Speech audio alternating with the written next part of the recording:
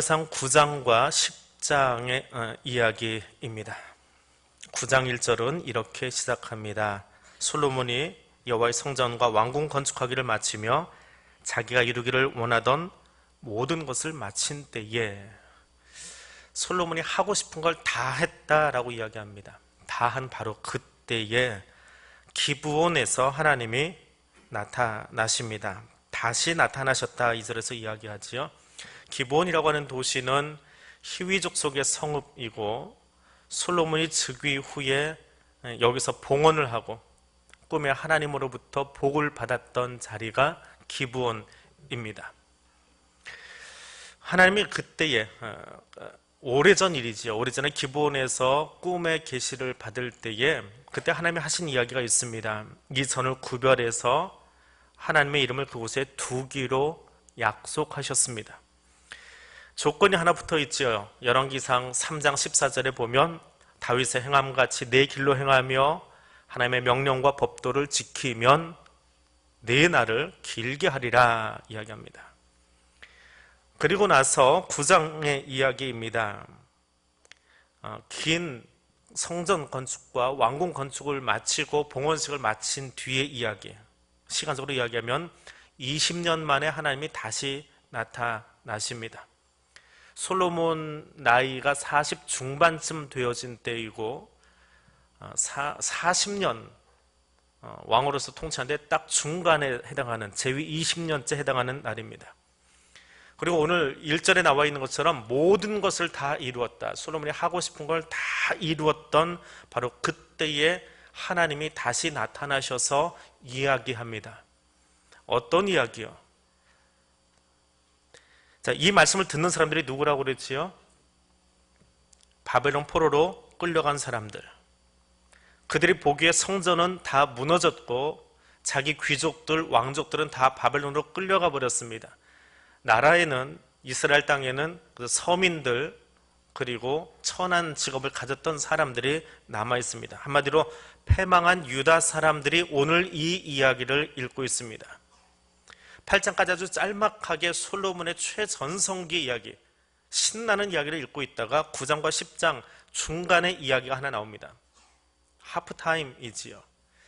그리고 이 뒤의 이야기, 다음 주에 나오는 이야기는 솔로몬의 범죄라는 제목으로 보통 표시가 되어 있는 이야기가 나옵니다. 바벨론 포로로 끌려간 사람들이 물어볼 겁니다. 하나님, 우리는 왜 여기 있습니까? 매주 하는 질문입니다. 하나님, 우리가 왜 여기 있습니까? 그래서 우리 지금 뭐 하고 있습니까? 우리의 죄악이 무엇입니까? 자꾸 질문하고 있습니다.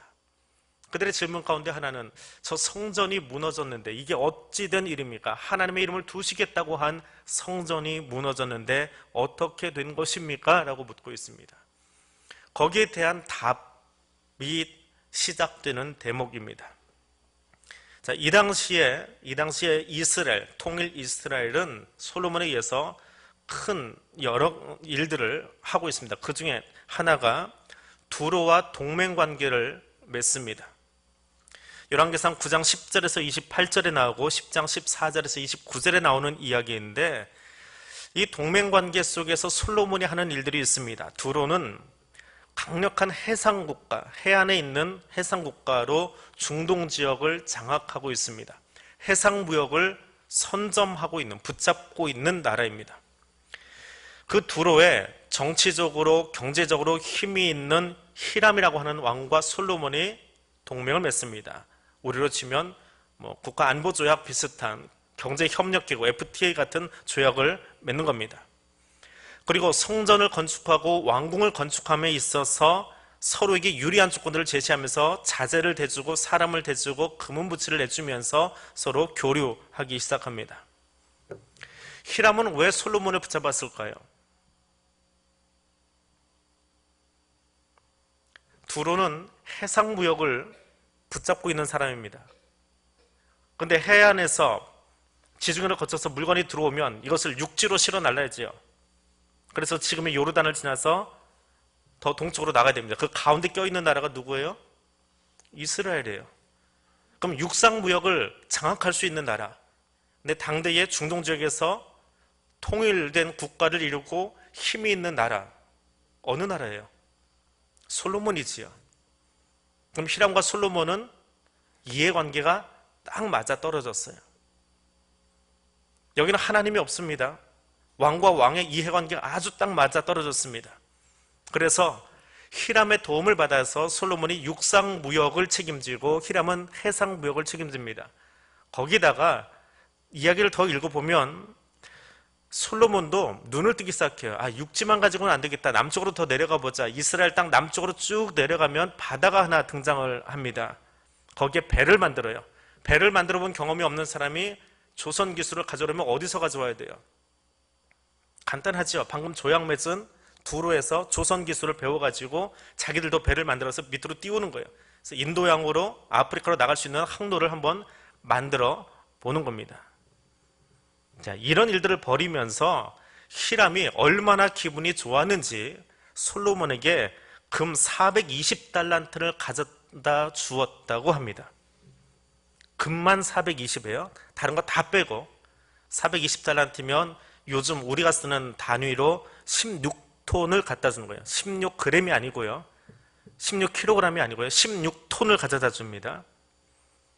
이게 대체 어느 정도냐 궁금해서 네이버에다 다 집어넣고 한번 돌려봤습니다. 그랬더니 7,300억, 오늘 시세로 금 7,300억이 나오더라고요. 매매 단가로. 그럼 이 돈 가지고 지금 할 수 있는 게 뭐냐? 우리나라가 그렇게 사고 싶어하는 F-35를 최고급 사양으로 12대를 들여올 수 있습니다. 그게 7,300억, 금 420달란트예요. 자, 그런데 금을 받았으면 나도 뭔가를 줘야 되잖아요. 솔로몬이 뭘 준 줄 아십니까? 히람에게 갈릴리에 있는 20개 성읍을 내줍니다. 자기 백성이 살고 있는 땅인데 히람에게 줘보래요. 근데 나중에 히람이 받고 나서 보니까 참 기가 막힌 거예요. 성을 20개를 줬는데 별 쓸모가 없어요. 뭐 이런 쓸모없는 땅을 주었냐 해서 그 땅 이름이 가불 땅입니다. 솔로몬 머리 참 좋지요? 진짜 머리 좋은 사람이에요. 자기는 금을 7,300억 원어치를 받아놓고 땅을 내주는데 쓸모없는 땅을 20개를 내줍니다. 히람이 몰랐겠죠. 몰랐으니까 받아놓고 나중에 받아놓고 보니까 별 효용 가치가 없는 그런 땅을 받게 된 겁니다. 하여튼 솔로몬이 재판만 똑바로 하는 게 아니고요.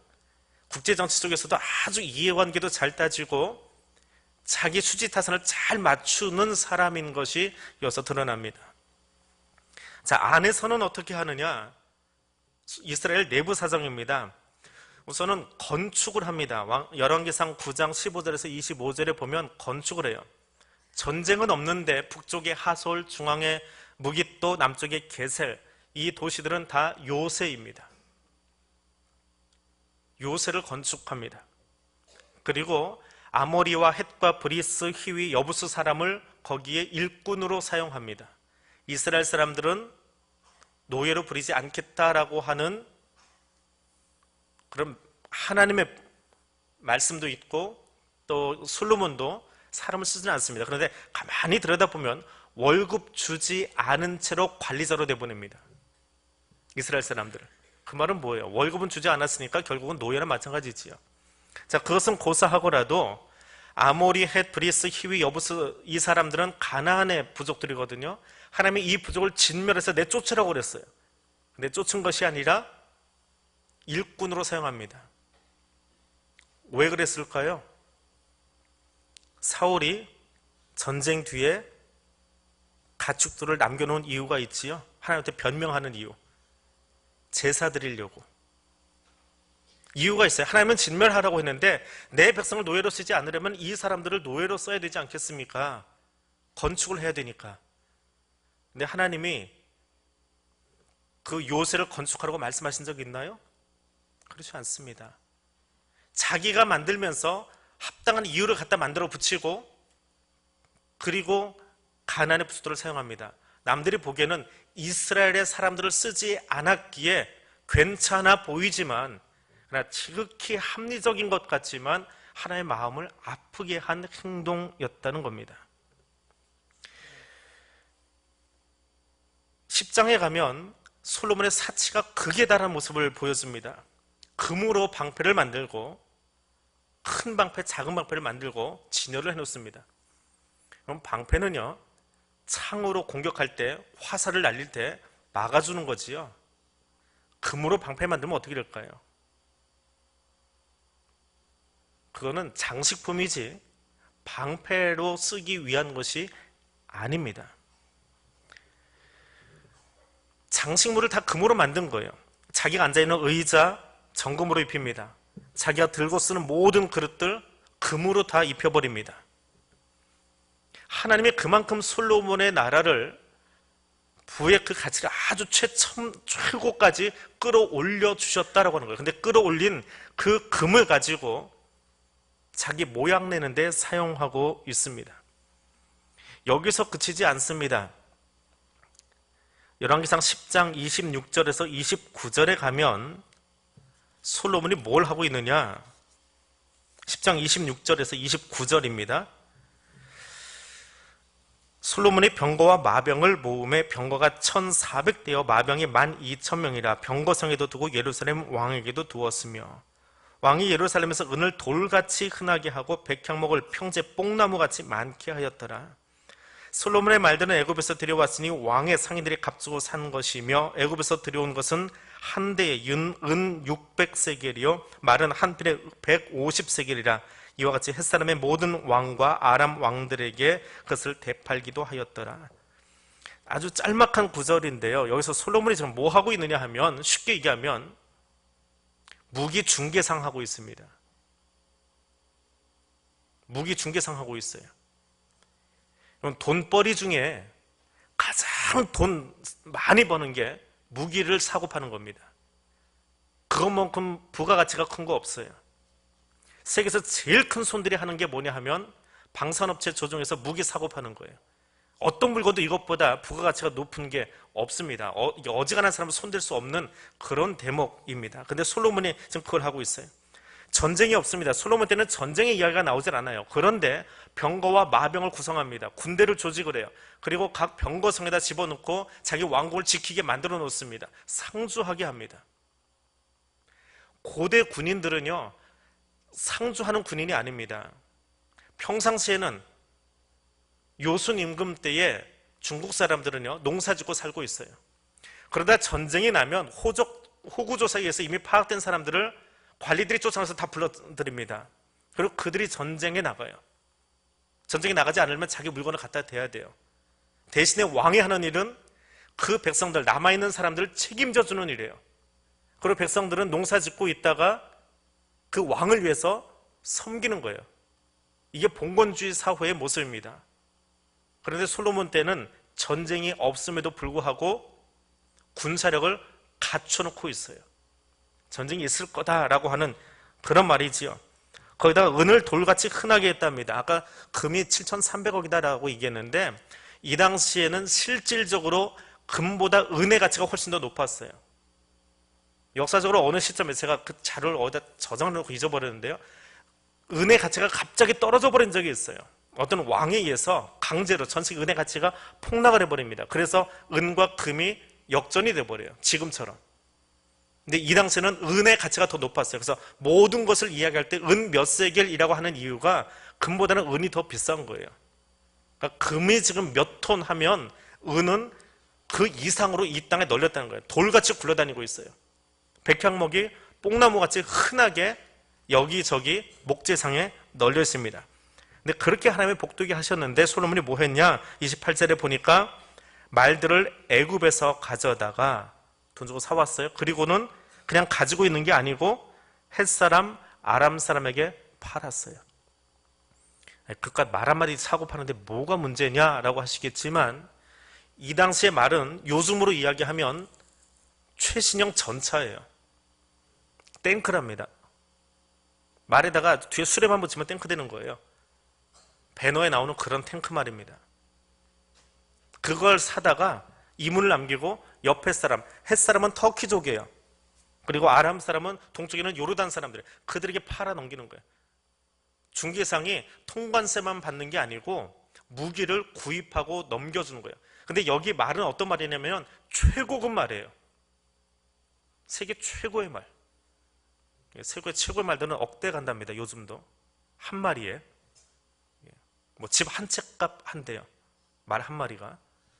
근데 그 말을 사고 파니까 얼마나 이문이 많이 남았겠습니까? 솔로몬이 한 일은 뭐예요? 하나님이 이미 너무 많이 주셔서 자기 의자도 금이고요, 자기 찻잔도 금이고요, 금방패를 만들어서 진열할 수 있을 만큼 하나님이 다 주셨어요. 아니, 이것 주시기 전에 1절에 보니까 모든 것을 다 가졌대요. 그런데 더 가지려고 합니다. 그래서 중개무역을 해요. 그럼 얼마나 더 가지면 솔로몬의 가슴이 채워질까요? 얼마나 더 가지면? 솔로몬은 끝을 모르고 가지고 싶어 하는 사람이에요.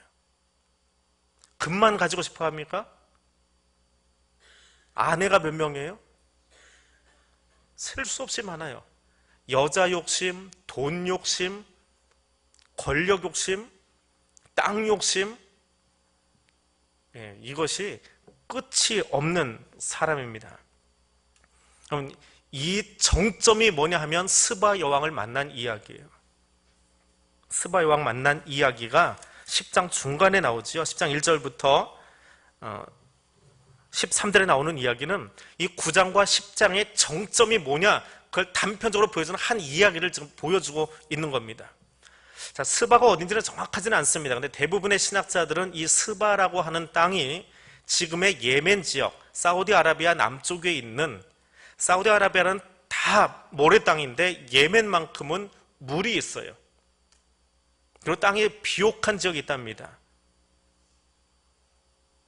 지금의 두바이 옆에 있는 그 땅이에요. 이 당시에도 부자 나라예요. 그리고 아라비아 남쪽에 있다 보니까 어디로 가야 되겠어요? 북쪽으로 올라가 봐야 광야니까 바다로 뻗어나갑니다. 예멘에서 동쪽으로 가면 인도양으로 가고요, 서쪽으로 가면 아프리카로, 홍해로 그렇게 뻗어나갈 수 있는 해상무역을 점령한 나라예요. 자, 그런데 히람처럼 해상무역을 가지고 있는 이 여왕이 왜 솔로몬을 찾아왔을까요? 히람과 똑같은 이유예요. 육상무역을 거치는 게 더 편해요. 배는 지금처럼 이렇게 좋은 항공모함이나 유조선 같은 배가 아니기 때문에 나갔다가 파산하는 일이 많습니다. 그래서 육지로 실어 날릴 수 있으면 훨씬 좋아요. 근데 육지를 안전하게 지켜주는 한 왕이 있으니 그가 누구예요? 솔로몬이에요. 머리도 좋아요. 그러니까 그들과 FTA 조약 맺으면 좋겠지요. 이미 솔로몬은 히람과 FTA가 맺어져 있어요. 그러면 나도 적절한 가격으로 FTA를 맺어서 바다로 들어온 물건을 소름을 거쳐 지중해로 뿌릴 수만 있다면 스바도 나쁘지 않겠지요. 그래서 온 거예요. 아라비아의 향신료, 아라비아의 금은 보석을 다 들고 국제적인 인지도를 가지고 있는 이웃나라 왕을 찾아온 겁니다. 가벼운 방문이 아니에요. 얼마나 많이 들고 왔는지, 그만큼 들고 왔다라고 하는 것은 스바 여왕이 이미 구부리고 오는 거예요. 허리 꺾고 오는 거예요. 솔로몬에게 가면 더 좋은 거 얻을 수 있겠다. 그런데 한번 지혜를 테스트해보자. 이건 단지 솔로몬이 재판을 얼마나 잘하냐라고 하는 것이 아니고, 당시의 왕들이 만나면 서로 힘겨루기를 하는데 정치 현안, 경제 현안, 사회적인 현안들, 또 국제적인 현안들을 서로 이야기 나눠보는 거예요. 그러면서 내가 가지고 있는 것하고 당신이 가지고 있는 게 잘 맞아 떨어지는지, 또 내가 이해한 만큼 국제 정세를 잘 알고 있는지 서로 떠보는 작업이 지혜를 겨루는 거예요. 스바 여왕 입장에서 남반구에 해당하는, 이스라엘보다 남반구에 해당하는 해상무역에 관한 이야기들 다 들고 와서 말을 꺼냈는데 자기가 생각한 것보다 이미 더 많이 알고 있어요. 놀란 거예요.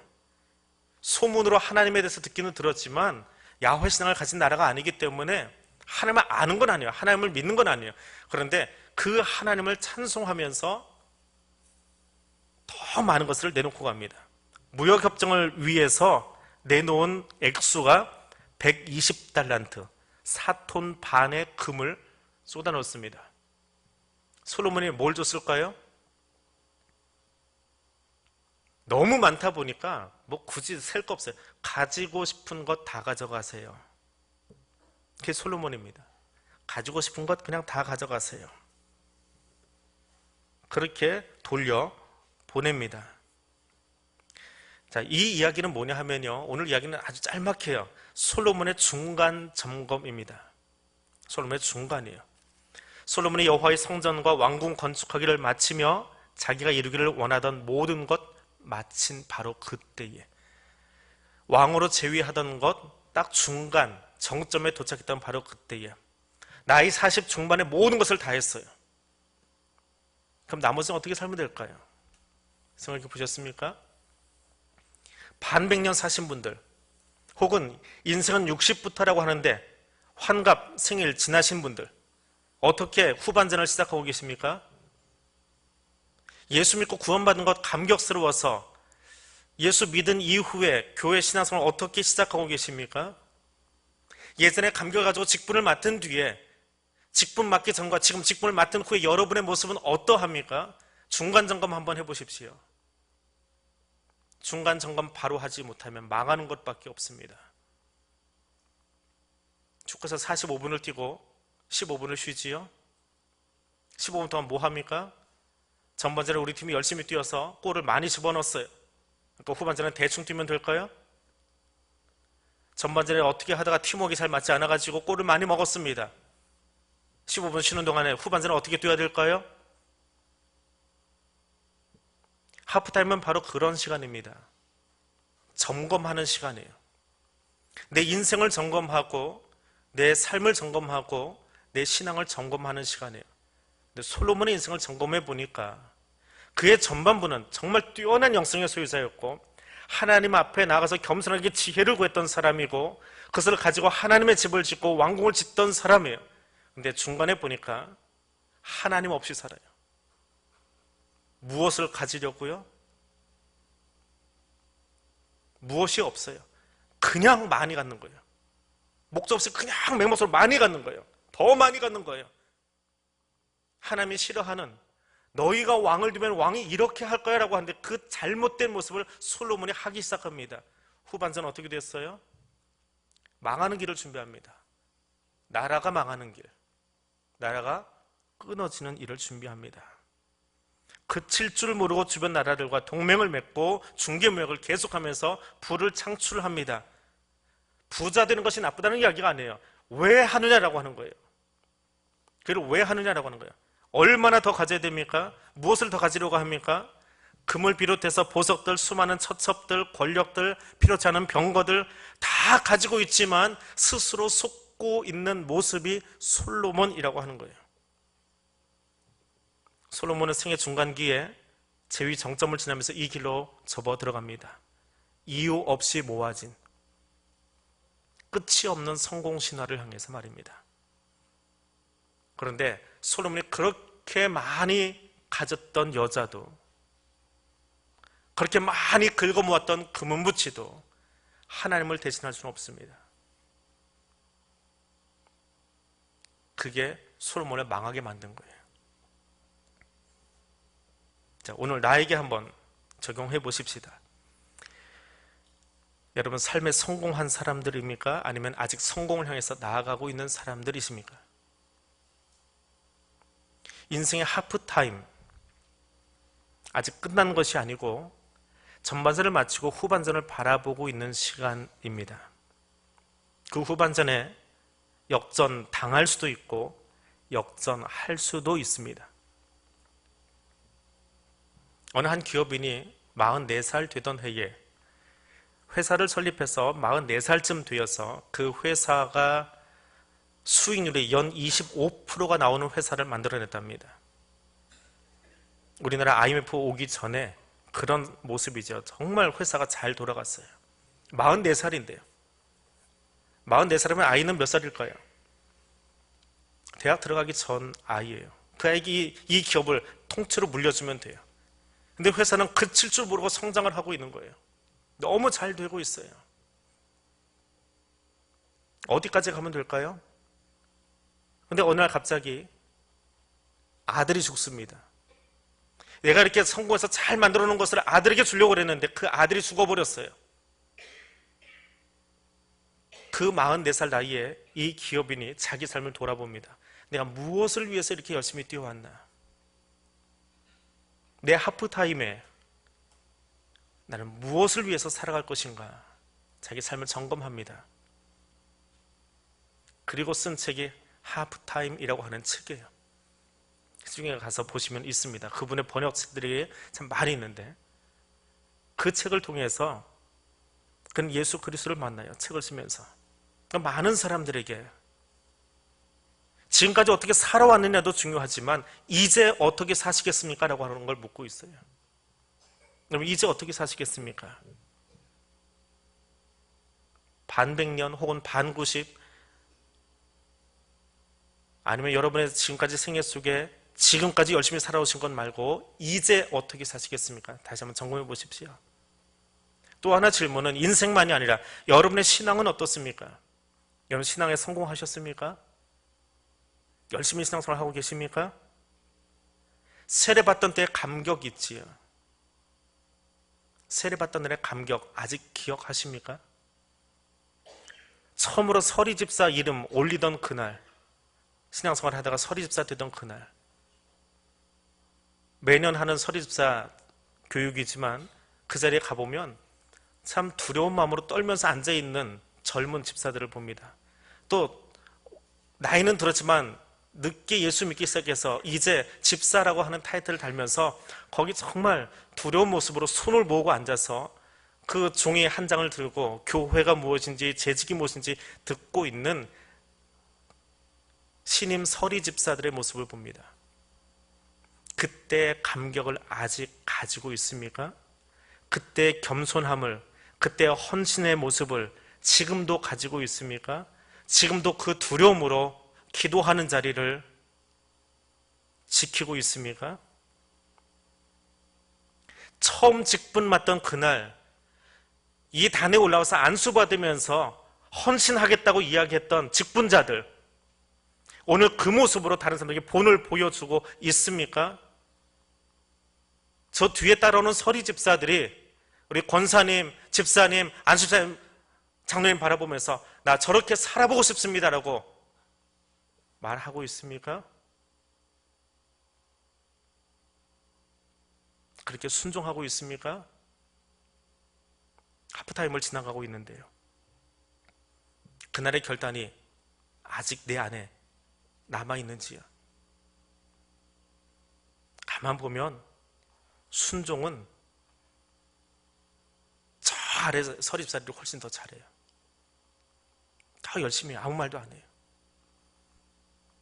우리 여전도회 남성교회 이번에 다 바꾸고 나서 정말 아무 소리 없이 그대로 진행하고 순종한 남녀성교는 저 어린 남녀성교회예요.